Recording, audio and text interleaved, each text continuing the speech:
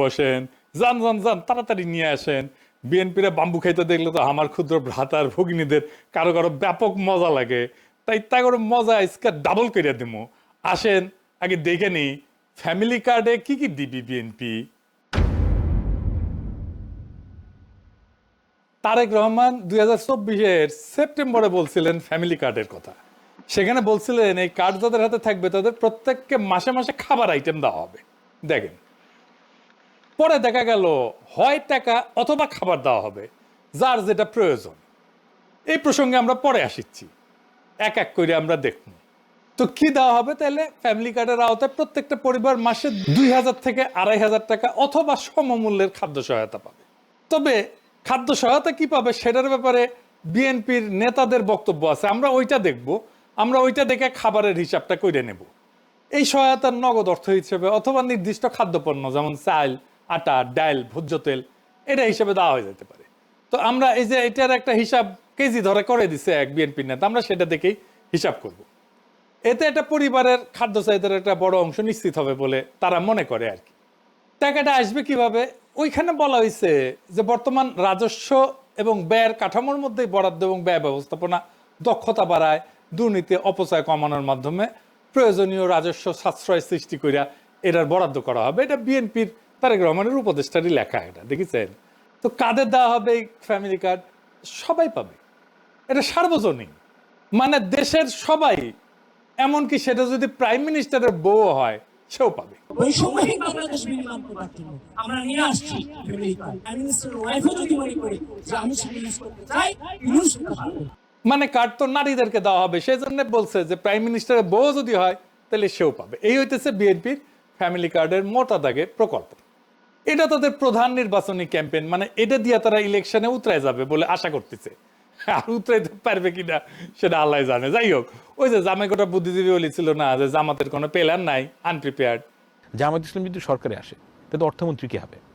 আপনি যে কোনো জামায়াত ইসলামের লোককে জিজ্ঞেস করেন, পাবলিক ভিশন এগুলো নাই। জি, তো আসেন বিএনপির কেমন প্রিপারেশন নিচ্ছে সেটা দেখি। আগের এপিসোডে দেখেছেন তো বিএনপির স্বাস্থ্য নিয়ে যে পরিকল্পনা, সেটা জয় বাংলা করা হয়েছে। একে একে সব পরিকল্পনা জয় বাংলা করে দেওয়া হবে, চিন্তা করেন না। আসেন একে একে শুরু করি। ভালচুন বিএনপির ফ্যামিলি কার্ডের ধাপ্পাবাজি। রাষ্ট্রের কাজ ভিক্ষা দেওয়া না, রাষ্ট্রের কাজ দয়া দেখানো না।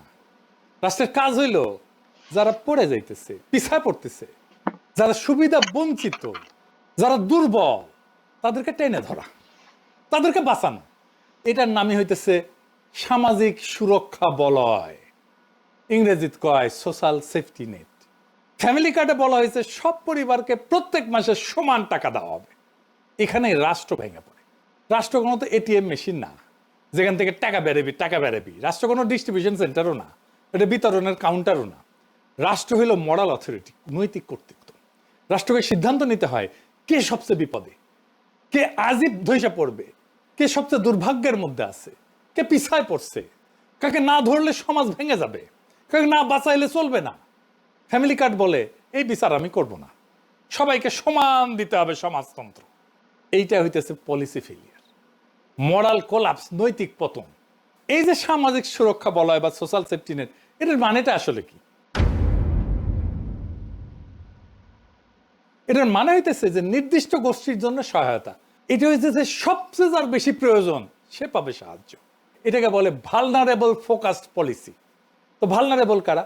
যারা দরিদ্র, কর্মহীন, অসুস্থ, বয়স্ক, দুর্যোগে ক্ষতিগ্রস্ত অথবা পঙ্গু হয়েছে, আহত হয়েছে, তারা। এদের ঝুঁকি কি এক? না। তাহলে সাহায্য কেন এক? তাহলে ফ্যামিলি কার্ড কি করে?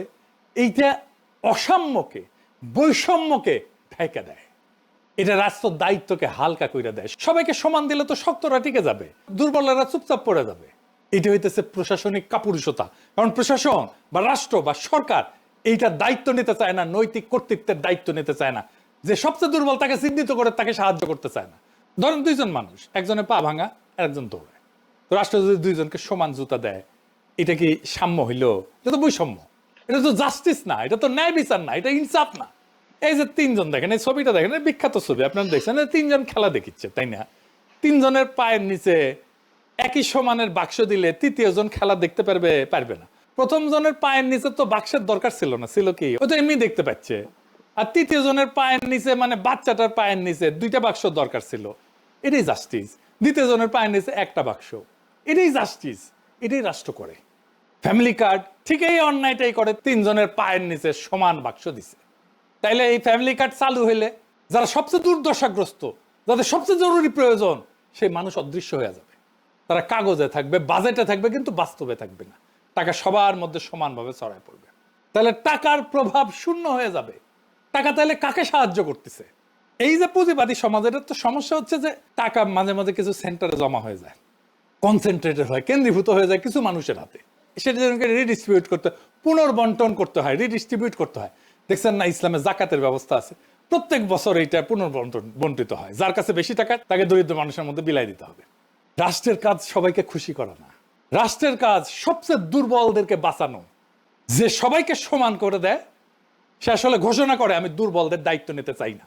সেই জন্যই বিএনপির ফ্যামিলি কার্ড এইটা দুর্বলদের বাঁচাবে না, দুর্বলদের দায়িত্ব নিতে চাইতেছে না সে। এটা মানবিক না, এটা রাষ্ট্রের দায়িত্ব থেকে পরিকল্পিত পলায়ন। এবার আসেন আমরা আর একটা জিনিস দেখি। বিএনপি বলতেছে যে বাসার কর্ত্রী বা head of the house hold নারী, তাকে দেওয়া হবে। Head of the house hold বলতে কি বুঝাইতেছে?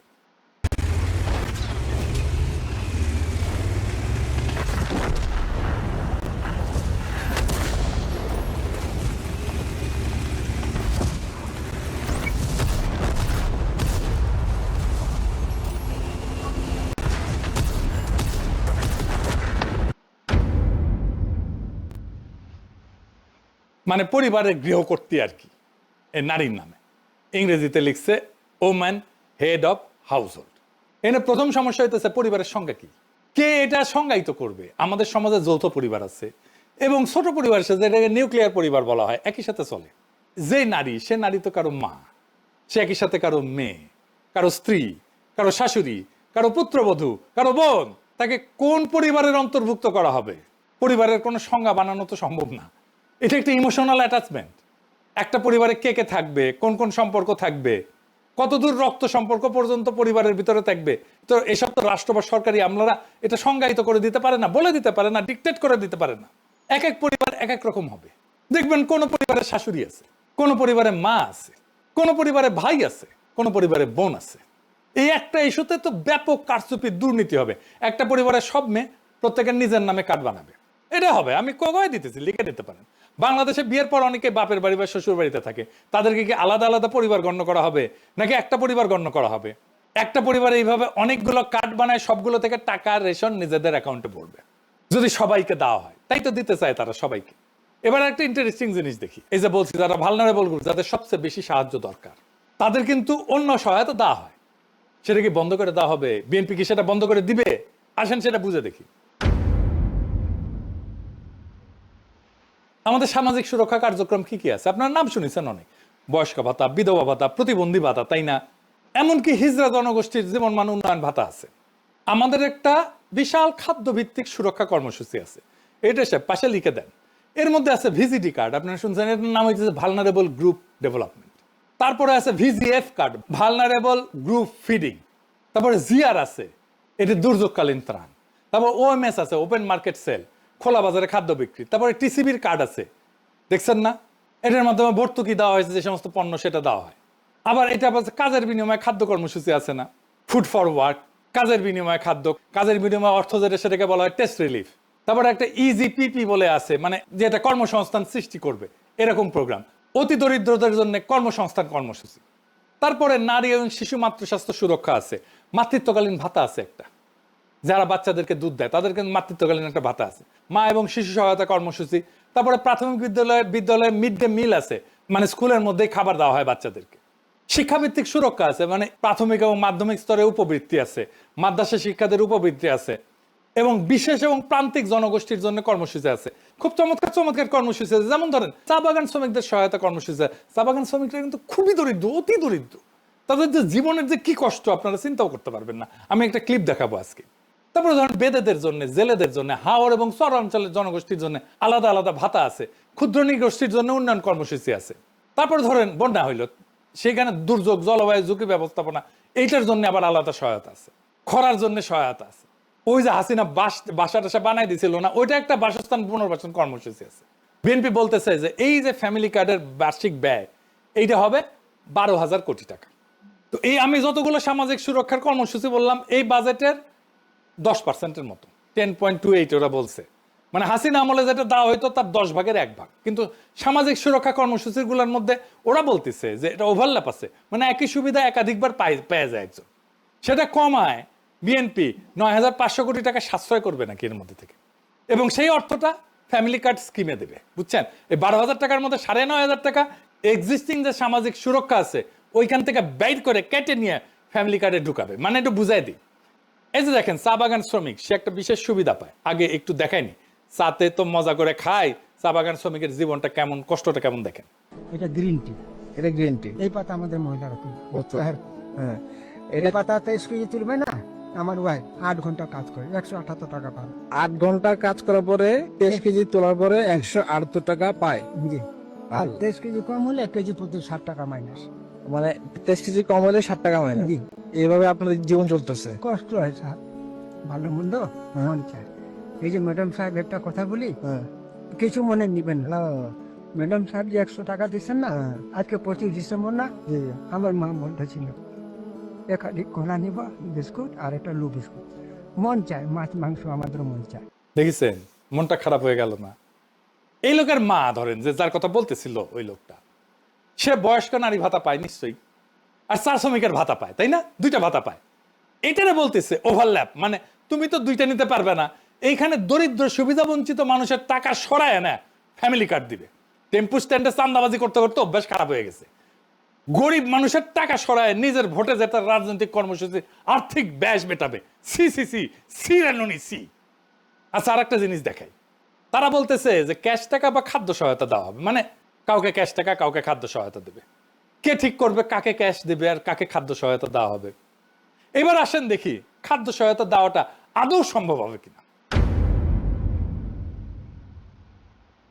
বিএনপি নেতারা বলতেছে ফ্যামিলি কার্ডের মাধ্যমে সবাইকে প্রত্যেক মাসে 25 কেজি চাল, 5 কেজি আলু, 2 কেজি ডাল, 2 লিটার তেল, 1 কেজি লবণ ফ্রিতে দেবে বিএনপি। বেনে বেনে করছি না, বিএনপি নেতারাই করছে, শোনেন। আমরা প্রত্যেকটা পরিবারের নারী সদস্যর নামে একটা করে ফ্যামিলি কার্ড প্রদান করব। ওই ফ্যামিলি কার্ডের মাধ্যমে আপনি 25 কেজি চাল প্রতি মাসে, 5 কেজি আলু, 2 কেজি ডাল, 2 লিটার তেল, 1 কেজি লবণ আপনি ক্রয় করতে পারবেন সম্পূর্ণ বিনামূল্যে, শুধু কার্ডটা আপনার হাতে থাকলেই আপনি পারবেন। হাঙ্গারে কাঁঠাল রানী 2009 সালে সবাইকে 10 টাকা কেজি ধরে চাল খাওয়ানোর লোভ দেখায় ক্ষমতায় এসেছিল। হ্যাঁ, খাওয়ানোর লোভ দেখায় ক্ষমতায় আসাটা বাংলাদেশের বড় দলগুলোর খাইসলত হয়ে গেছে। বাংলা মার্টিন লুথার কিং কাঁঠাল রানীর চেয়ে এক ধাপ আগায় সবাইকে ফ্রি চাল খাওয়ানোর প্রতিশ্রুতি দিচ্ছে। খালি ফ্রি চাল না, সাথে ফ্রি আলু, ডাল, লবণ, তেলও থাকতি। দেশের সরকারি হিসেবে ধরে নিলাম আনুমানিক 4 কোটি পরিবার আছে। যদিও ফ্যামিলি কার্ড হইলে কারচুপির মাধ্যমে এই সংখ্যা বহুগুণ বৃদ্ধি হবে। দেখবেন এই 4 কোটি পরিবারকে প্রত্যেক মাসে বাংলার মার্টিন লুথারের প্রতিশ্রুতি অনুযায়ী 25 কেজি চাল, 5 কেজি আলু, 2 কেজি ডাল, 2 লিটার তেল, 1 কেজি লবণ যদি ফ্রিতে দেওয়া হয় তাহলে 35 কেজি খাদ্যদ্রব্য, 35 কেজি সব মিলে সরকারকে 4 কোটি পরিবারের প্রত্যেককে মাসে 35 কেজি খাদ্যদ্রব্য প্রত্যেক গ্রামে ফ্রিতে সরবরাহ করার এটার যে ক্যাপাসিটি, লজিস্টিক্যাল ক্যাপাসিটি, সেটা তৈরি করতে হবে। গুদাম লাগবে, ট্রান্সপোর্ট লাগবে। এটা কত বড় সংখ্যা, এটা বাংলার মার্টিন লুথার কিং অঙ্ক করে দেখছে কিনা আমি জানি না, যদিও তিনি নিজের ভাষাতে এক বক্তৃতায় বলছে তিনি অঙ্কে নাকি কাঁচা। তুমি যে বললে তোমার অঙ্ক করতে ভালো লাগে না, তোমাকে একটা সিক্রেট কথা বলি, অঙ্ক কিন্তু আমারও খুব ভালো লাগতো না, অঙ্ক দেখলে আমিও ভয় পেতাম। এই 35 কেজি যদি 4 কোটি দিয়ে গুণ দিই তাহলে 140 কোটি কেজি, 14 লক্ষ টন। সরকারকে বছরে 14 সাথে 12 গুণ করেন, এত লক্ষ টন বা অতিরিক্ত 2.25 কোটি টনের মতো নতুন খাদ্য গুদাম বানানো লাগবে। বর্তমানে সারা দেশে সরকারি খাদ্য গুদাম আছে 20 থেকে 25 লাখ টনের মতো, এটা করতে পারে। তাহলে এটা তুগলকি কারবার হয়ে যাবে না? দিল্লির একটা সুলতান ছিল মোহাম্মদ বিন তুগলক, আমরা বলি না তুগলকি কাণ্ড করছে, সবাই ওরে ম্যাড সুলতান বা পাগলা সুলতান বলে রাখতো। সেরকম উদ্ভট সব প্রজেক্ট করে সালতানাতকে দেউলিয়া বানায় ফেলছিল। বাংলার মার্টিন লুথারও একই পথে হাঁটা শুরু করেছে। দেশে বর্তমানে যে সমস্ত সরকারি খাদ্য গুদাম আছে সেখানে ব্যাপক দুর্নীতি হয়। কৃষক সরকারি আমলা কর্মচারীকে ঘুষ না দিলে সেখানে নিজের ফসল বেচতেই পারে না, পারে গুদাম থেকে খাদ্যশস্য লোপাট হয়ে যায়। সরকারি কর্মকর্তা কর্মচারীরা গুদামের খাবার ব্ল্যাক মার্কেটে চুরি করে বেচে দেয়। ফ্যামিলি কার্ডের মাধ্যমে এই প্রক্রিয়া আরো ব্যাপক এবং ভয়াবহ রূপ ধারণ করবে। মানুষজনে ভেনেজুয়েলার মতো প্রত্যেক জেলায় জেলায় লম্বা লাইন ধরে দাঁড়াবে খাদ্য গুদামের সামনে রেশনের জন্য। সোভিয়েত রাশিয়া এরকম লাইন ধরে ধরে রেশন দেওয়া হইতো, জানেন না? সোভিয়েত আমলে, সমাজতান্ত্রিক আমলে, কমিউনিস্ট আমলে, জানেন না, লাইন ধরে ধরে দেওয়া হইতো। ওইখানে লাইন দেখলে পাবলিক দেড়ে যেত আর কি। এইটা হবে এইখানে সরকারি আমলা যেখানে বসে বসে এক এক করে সবাইকে অল্প অল্প করে খাবার বিতরণ করবে, আর লম্বা লাইন, এই লাইন আর শেষ হবি না। সরকারি আমলারা এইসব করতে গিয়ে দুর্নীতি আর ভজঘট লাগায় খাবার শর্ট করে ফেলবে সবার জন্য। আর এই খাবার বিতরণের লোকজন কোথায়, লোকবল কোথায়, কে বিতরণ করবে? এর কোনো হিসাব আছে? গুদামে খাদ্যদ্রব্য রেখে পচায় ফেলবে সরকারি কর্মচারীরা, পচা মাল মানুষজনকে খাওয়াবে, ভালো মাল সরকারি কর্মকর্তা কর্মচারীরা ব্ল্যাক মার্কেটে বেচে দিবে, নিজেরা খাবে আর মাল পানি কামাবে। এটা নিয়ে দেশে ভয়াবহ রাইট লাগবে, দাঙ্গা লাগবে ভবিষ্যতে। বাঙ্গুদের বিয়ে বাড়িতে মাংসের পিস কম পড়লে মারামারি শুরু হয়ে যায়। আর আমাদের বাংলার মার্টিন লুথার কিং সারা দেশে সবাইকে মাসে মাসে ফ্রি খাওয়ানোর প্রতিশ্রুতি দেয়। বাজারে কোনো কিছু কিনতে হলে টাকা লাগে, টাকা হচ্ছে কোনো বস্তু বা সেবার প্রতি কারো একটা ক্লেম, তাই না? টাকা নকল করে ছাপানো অসম্ভব না হইলেও অনেক কঠিন কাজ, তাই না? কিন্তু এই যে ফ্যামিলি কার্ড বা রেশন কার্ড বা কুপন, এটা 2 নম্বর করে ছাপানো একদম সহজ কাজ, 1-2 এর ব্যাপার, এটা যে কেউ পারবে। এই জন্য এইসব ক্ষেত্রে ভয়াবহ জালিয়াতি হবে। ভারতের রেশন সিস্টেম আছে এবং সেটা মারাত্মক একটা অদক্ষ এবং দুর্নীতিপ্রবণ একটা ব্যবস্থা। ভারতে কোটি কোটি কোটি ভুয়া রেশন কার্ড আছে। এর জন্য অর্থনীতির জন্য একটা মারাত্মক বোঝা। দেখেন, সরকার কৃষককে ভর্তুকি দিয়ে সার বিতরণ করে না? আমরা কৃষক কার্ড নিয়েও আসিচ্ছি, দাঁড়ান। চাচা শুনে, তারেক রহমান সাহেব যে আপনার জন্য কৃষক কার্ড করছে এটা আপনি জানেন? একটা কৃষক কার্ড করছে যে, জানেন এই কৃষক কার্ডে কি থাকবে জানেন? এই যে দেখেন, এরকম একটা কৃষক কার্ড দিবে যেখানে মেয়াদ দেওয়া থাকবে, কার্ড নাম্বার থাকবে, ঠিক আছে, নাম থাকবে, পাশে আপনার ছবি থাকবে। এই কৃষক কার্ডের মাধ্যমে আপনি ফ্রি কীটনাশক, না হলে হচ্ছে বীজ, না হলে কোনো না কোনো কিছু পাবেন, ঠিক আছে? এবং এটা শুধুমাত্র আমাদের দল করবে। তো এই সার বিতরণের ব্যাপক দুর্নীতিগ্রস্ত একটা ব্যবস্থা। যারা কৃষক ভাই আছেন তারা এটা ভালো করে জানেন। এটা এলাকার প্রভাবশালী নেতা কর্মীদের মাল পানি কামানোর জন্য একটা লোভনীয় পেশা। সেই সারের ডিলারশিপ কে নিবে? এটা নিয়ে এলাকায় রাজনৈতিক নেতাদের মধ্যে কামড়াকামড়ি হয়, মারপিট হয়। এই খাবার বিতরণের ডিলারশিপ নিয়েও টেম্পু স্ট্যান্ড পার্টির মধ্যে কামড়াকামড়ি হবে, খুনাখুনি হবে, মারপিট হবে। লিখে রাখতে পারেন, এখনই হয় টেম্পু স্ট্যান্ড নিয়ে মারপিট হয়। আধুনিক অর্থনীতির জনক অ্যাডাম স্মিথের আগেও মুসলিম ঐতিহাসিক এবং সমাজবিজ্ঞানী ইবনে খালদুন, তার একটা বই আছে মুকাদ্দিমা, আল মুকাদ্দিমা। এটাতে ডিটেলস ব্যাখ্যা করছেন কোন একটা শাসকের বা রাষ্ট্রের এই ধরনের বাণিজ্য কর্মকাণ্ডে অংশগ্রহণ করা ঠিক না। এটা উনি বলে দিচ্ছেন। এটা যে রাষ্ট্রের জন্য একটা বিধ্বংসী কাজ, সেটা তার বইয়েতে বিস্তারিত ব্যাখ্যা করছেন। এটা তার বইয়ের ইংলিশ অনুবাদ, সময় থাকলে পড়ে নিতে পারেন। জামাই গোটা বুদ্ধিজীবীর নাকি এটা খুব প্রিয় বই। যাই হোক, পড়িছে বুঝিছে কিনা কে জানে। ইবনে খালদুন এতই প্রভাবশালী এবং বিখ্যাত যে আমেরিকার প্রেসিডেন্ট রোনাল্ড রিগান পর্যন্ত তার বক্তব্যে ইবনে খালদুনকে কোট করতেন। শুনেন। I studied economics in college when I was young, and I learned there about a man named Ibn Khaldun who lived 1200 years ago in Egypt. And 1200 years ago, he said, in the beginning of the empire, the rates were low, the tax rates were low, but the revenue was great. He said in the end of the empire, when the empire was collapsing, the rates were great and the revenue was low. আজকার একজন ফরাসি political ইকোনমিস্টের সাথে পরিচয় করে দিই এবং দার্শনিক, তার নাম হচ্ছে ফ্রেডরিক বাস্তিয়াত। তার বইতেও এরকম থিম ব্যাখ্যা করছেন। এটাও ইংরেজিতে অনুবাদ। তার একটা চ্যাপ্টার আছে, তার নাম হচ্ছে দ্য ইন্টারমিডিয়ারি বা মধ্যস্বত্বভোগী। ওইটাতে উনি ব্যাখ্যা করছেন যে কোনো সরকারি আমলা বা কর্মচারীরা একটা সমাজের সবচেয়ে বড় পরগাছা। সরকারি কর্মচারীরা কিছু মনে করেন না, এটা বইপত্রের কথা আমি কইলাম আর কি। ইংরেজ আমলের জমিদারদের চেয়ে বড় পরগাছা বর্তমান সরকারি কর্মকর্তা কর্মচারীরা। সাধারণ জনগণ ব্যবসায়িক টাকায় এদের বেতন ভাতা হয়, আবার এরাই সেই জনগণের কাছ থেকে ঘুষ নেয়, মাল চুরি করে, টাকা না পেলে কাজ করে না, ফাইল আটকায় রাখে, ফাইল টাকায় ঘুষ নেয়, আবার জনগণকে নিজের চাকর বাকর মনে করে, সান না দেখলে আবার মেজাজ খারাপ করে। সব শেষে কাসাসুল আম্বিয়া থেকে একটা গপ্প শোনাই। হযরত সুলাইমান রাদিয়াল্লাহু আনহু নিজেকে অনেক ক্ষমতাধর ধনী বাদশা মনে কইরা একবার ঠিক করছিলেন তিনি আল্লাহর সৃষ্টি পৃথিবীর সকল জীবকে একবেলা খাবার খাওয়াবেন। এইটার জন্য বিশাল রান্নার আয়োজন করলেন। ব্যাপক রান্না টান্না শেষ করে পরিবেশন করে সবাইকে দাওয়াত করতেন। ওই সময় সাগর থেকে একটা তিমি মাছ উঠে আসে। সেই তিমি মাছ উঠে এসে পুরা রান্না করে খাবার একাই খেয়ে শেষ করে ফেলে এবং বলে যে এটা তার মাত্র এক বেলার খাবার। এই গল্পের মূল শিক্ষা হচ্ছে হযরত সুলাইমান যত ক্ষমতাধর বাদশাহী হোক না কেন, আল্লাহর সৃষ্টি সকল প্রাণীর রিজিকের ব্যবস্থা করা তার সাধ্যের বাইরে। আল্লাহ তাআলা পৃথিবীর শত শত কোটি কোটি প্রাণীর রিজিকের ব্যবস্থা করেন কোনো সমস্যা ছাড়াই। কোন মানব শাসক যদি নিজেকে গড কমপ্লেক্সে ভোগা শুরু করে সিদ্ধান্ত নেয় যে কোটি কোটি মানুষকে বিনামূল্যে মাসে মাসে ফ্রিতে চাল ডাল আলু লবণ তেল এইসব খাবার খাওয়াবে, সেটা হইলে তার জন্য জীবনে সামনে বড় হোঁচট অপেক্ষা করা, আছাড়ের অপেক্ষা করতেছে। এবার আসেন আরো দুইটা গুরুত্বপূর্ণ পয়েন্ট, বাজেট আর কাকে দেওয়া হবে এটা নিয়ে আলাপ করি। বিএনপি বলছে যে প্রথম 50 লাখ পরিবারকে দিবে, ভালো কথা। বিশ্বব্যাংক বলতেছে যে 2025 সালের শেষে বাংলাদেশে অতি দরিদ্র মানুষের সংখ্যা হইতে পারে 1,58,00,000-এর মতো, আর দরিদ্র মানুষের সংখ্যা হবে 3,90,00,000-এর মতো। সো আমরা তো এই অতি দরিদ্র এবং দরিদ্র মানুষদেরকে তো সাহায্যটা দিব, তাই না? তাইলে এই মোট দরিদ্র এবং অতি দরিদ্র মানুষের সংখ্যা কত? 5,48,00,000 জন। সো বাংলাদেশে গড় পরিবারের সদস্য সংখ্যা সাধারণত ধরা হয় 4.3 থেকে 4.5 জন প্রত্যেক পরিবারে। এটা বাংলাদেশি সরকারি হিসাব এবং আন্তর্জাতিক সংস্থা এটা ব্যবহার করে। আমি মাঝামাঝি ধরে নিচ্ছি 4.5 জন পরিবারের হিসাব। তাহলে 5,48,00,000 এটাকে যদি 4.5 দিয়ে ভাগ করি তাহলে 1,22,00,000 পরিবার হইতেছে দরিদ্র এবং অতি দরিদ্র পরিবার। এর মধ্যে মাত্র 50 লাখকে কে নির্বাচন করবে, কিভাবে করবে, কোন ক্রাইটেরিয়া করবে? এই যে হারুন যে কইছে যে হারুনকে বইলে আওয়ামী লীগকে ফ্যামিলি কার্ড দেবে, উনকে শুনেন। জামাতকে কখনো ভোট দিস, আওয়ামী লীগকে আমাদেরকে ভোট দে, আমরা তোদেরকে হারুন ভাইকে বলে তোদের সবাইকে ফ্যামিলি কার্ড করে দেবো। এবার আসেন বাজেটের প্রশ্ন। এত বিরাট প্রকল্পের খরচ সরকার কই থেকে যোগান দেবে? আর যদি তারা বলে যে আগে যেটা সামাজিক সুরক্ষা কর্মসূচি ছিল সেইটার বাইরে এটা নতুন, তাহলে এত বিরাট প্রকল্পের খরচ সরকার কই থেকে দিবে? বাংলাদেশ সরকারের budget already over exhausted.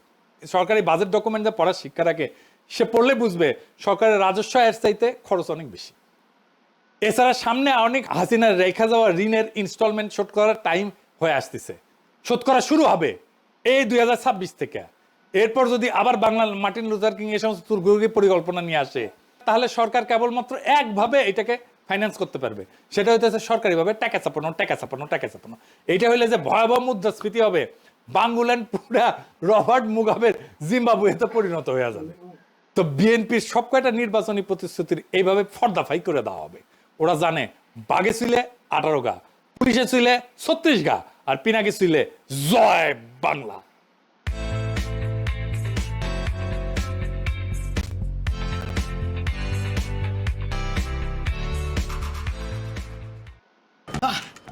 Work is a pain in the apps.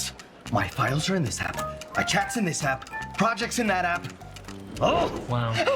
You're really working your apps off, Daniel. You need ClickUp. ClickUp is the AI-powered work platform that unifies your entire team and all your tools together in one place. No, not like that. No. It's a single place for your projects and docs, whiteboards and dashboards, calendars and chat. So your work goes from scattered to seamless. Plus, you get a fleet of AI agents to help you move at warp speed to get more done. This is the future of work. With ClickUp, it's like having your own assistant. ClickUp, what should I focus on today? Okay, schedule time to work on these tasks. I want an assistant. We've been over this, Greg. Before ClickUp, your work apps couldn't talk to each other. With ClickUp, a project can go from a whiteboard to a doc to a task to your team's chat. That's because all your work tools speak the same language. Unlike you and the night cleaner. Thanks, I've been working out. ClickUp turns your projects on autopilot with AI agents that assign and prioritize your team's tasks. So the work is visible and everyone knows what to do, even Randy. ClickUp is like your work bestie who always has your back. The intern is taking all of that on. Good for her. ClickUp, what did I just agree to in that meeting? And how do I do that? Okay, send it to my team for review. ClickUp streamlines work. From fast-moving teams to multi-billion-dollar companies, see how the future works. Get ClickUp for free today. I mean, look at Keith. He's using it. He loves it, right? He can't hear me. It's all right.